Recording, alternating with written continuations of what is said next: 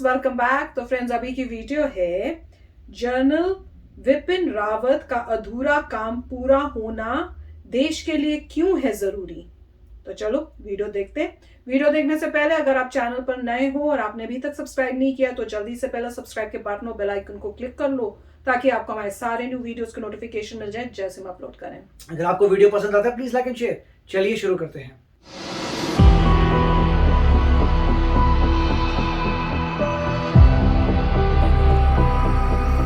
General Vipin Rawat के हादसे में शहीद हो जाने के बाद सवाल है कि सीडीएस जैसे अहम पद की जिम्मेदारी अब किसके कंधों पर आएगी।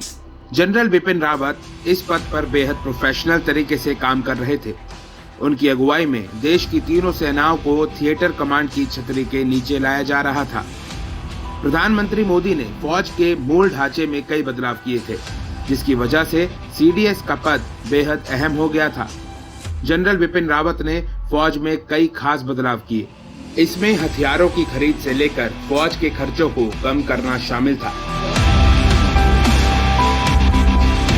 चीफ ऑफ डिफेंस स्टाफ बनने की पहली शर्त यह है कि सीडीएस के पद पर अपॉइंट होने वाला अधिकारी भारत की 3 सेनाओं में से एक का प्रमुख होना चाहिए, चाहे वो थल सेना हो, वायु सेना हो या फिर नौसेना। इस वक्त जनरल मनोज मुकुंद नरवणे थल सेना के प्रमुख हैं और वो अप्रैल 2022 तक इस पद पर रहेंगे। अनुभव के हिसाब से जनरल नरवणे तीनों प्रमुखों में सबसे सीनियर हैं। वायुसेना प्रमुख मार्शल वी.आर. चौधरी ने इस साल 30 सितंबर को ही अपना पदभार संभाला है, जबकि नौसेना की कमान आर. हरि कुमार के हाथ में 30 नवंबर को आई है।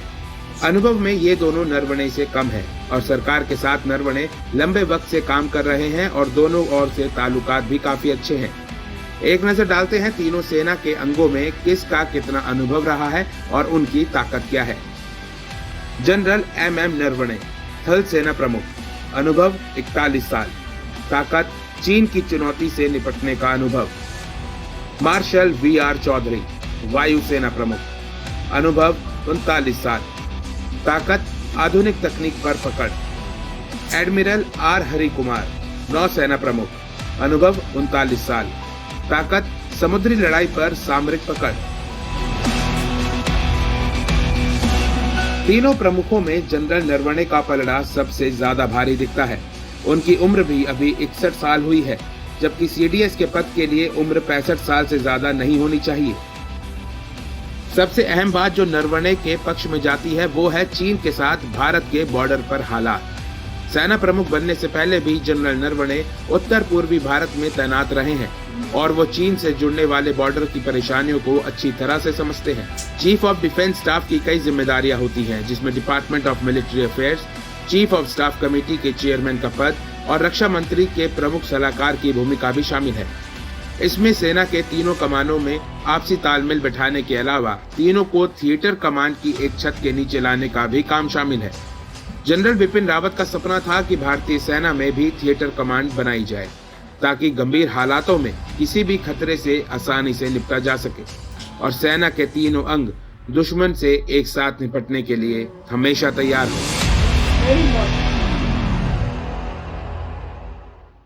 तो फ्रेंड्स, वही है ना, सबके दिमाग में अब यही है कि अब किनको जो है मोदी जी किनको सिलेक्ट करके ये पोजीशन के जो है वो देंगे कि आप इसको जो काम अधूरा रह गया इसको कंप्लीट आप करो।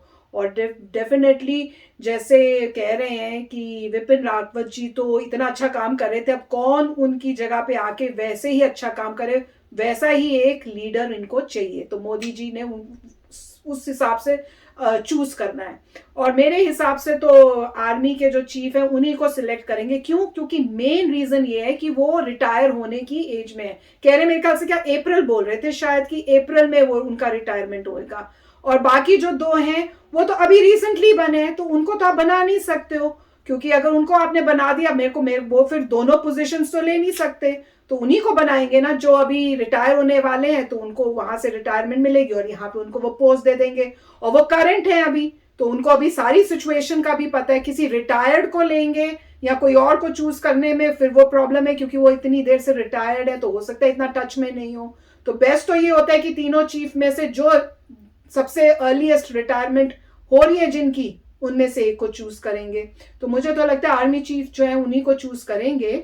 और उनकी मेरे ख्याल से बाकी दोनों की 39 इयर्स की सर्विस थी अभी तक, उनकी 41 थी। तो ऑब्वियसली थोड़ी सीनियोरिटी भी है कि कितने आपने इयर्स किया है, और उन्होंने चाइना के साथ भी किया हुआ है, तो उनको वो सिचुएशन का भी पता है। एंड क्योंकि पहले वाले जो थे चीफ जो थे वो भी आर्मी के ही बनाए थे उन्होंने, सीडीएस के। तो अब ये है कि क्योंकि आर्मी तो उनका ज्यादा पर्सनल कनेक्शन हो सकता है, तो उन्होंने इनको हो सकता है थोड़ा ज्यादा टच में रखा और बातें की हो, तो इनको और बेटर पता हो इस सिचुएशन का, मेरे को ऐसे लगता है। पर जो भी है, मोदी जी मेरे ख्याल से जो बेस्ट होगा कैंडिडेट उन्हीं को चुनेंगे, इमैटेरियल कि किसकी सीनियोरिटी ज्यादा है या क्या है, क्योंकि उन्होंने विपिन रावत जी को भी इमैटेरियल क्या सीनियोरिटी है उसका इतना ध्यान नहीं किया था, ध्यान इसका किया था कि कौन केपेबल है। तो उसी एंगल से वो सोचेंगे। तो अगर उन्हें लगा कि ये केपेबल है तो इनको बनाएंगे, अगर उन्हें लगा कोई और जो है चीफ वो ज्यादा केपेबल है उनको बनाएंगे, और उन्हें लगा कोई रिटायर्ड हो चुके हैं और वो ज्यादा केपेबल है, तो डेफिनेटली मुझे लगता है मोदी जी बिल्कुल भी हिचकिचाएंगे नहीं, उनको चूज करेंगे। राइट, तो काफी अच्छा वीडियो था। अब पॉइंट वही है, जैसे मिस्टर रावत जब बने थे तो उनके ऊपर भी लोग सीनियर थे जिनको चूज नहीं किया गया था। तो इसका मतलब यह है कि ऐसे गारंटेड नहीं है कि मिस्टर नरवणे ही बनेंगे। ऐसा हो सकता है कोई जूनियर लेवल का बंदा हो जो लग रहा हो कि बेस्ट है, एक्चुअली स्ट्रैटेजिकली और सब चीज़ों में बेस्ट हो, तो हो सकता है उनको बना दें, जैसे मिस्टर रावत को बनाया था। तो अभी कुछ पता नहीं है, क्योंकि और हमें ये भी नहीं पता कि कौन डिसाइड करता है इवेंचुअली, जो है कौन सी टीम है जो डिसाइड करती है कि कौन एक्चुअल बनेगा। क्या प्राइम मिनिस्टर डिसाइड करता है या कौन ऐसा मतलब ऑर्गेनाइजेशन है जो डिसाइड करेगी कौन बनेगा। तो मेरे ख्याल से डिफिकल्ट प्रोसेस है, तभी कुछ समय लग रहा है डिसाइड करने के लिए कि कौन बनेगा। देखेंगे जो भी बनेगा वो फुली केपेबल होगा। मगर उससे पहले हम ये जानना चाहते हैं कि हुआ क्या था, अभी ब्लैक बॉक्स से क्या इन्फॉर्मेशन मिली है। वो अभी तक कोई न्यूज़ नहीं आई कि ब्लैक बॉक्स से हुआ क्या। तो मेरे ख्याल से उसका अभी पब्लिक को आनी चाहिए, इन्फॉर्मेशन पता चलनी चाहिए कि हुआ क्या था। और मेरे ख्याल से इन्वेस्टिगेशन जब ख़त्म होगी उसके बाद ही ये सब होगा। तब तक जो तीनों मतलब आर्मी, नेवी और एयरफोर्स हैं वो अपना कार्य करती रहेंगी। और डेफिनेटली मतलब जो भी बनेगा उसके ऊपर रिस्पॉन्सिबिलिटी बहुत ज़्यादा होगी। अब प्रॉब्लम यह है कि अगर रिटायर्ड वालों को चूज़ करते हैं तो रिटायर्ड वाले क्या सडनली रिटायरमेंट मोड छोड़कर उस लेवल पे आ जाएंगे, इतना लोड लेंगे? क्योंकि ये तो मेरे ख्याल से नहीं। मेरे ख्याल से रिटायर्ड वालों को तो किसी को नहीं बुलाएंगे, वो सिर्फ मूवीज में ही दिखाते हैं कि रिटायर हो गया उसको बुला के ला रहे हैं।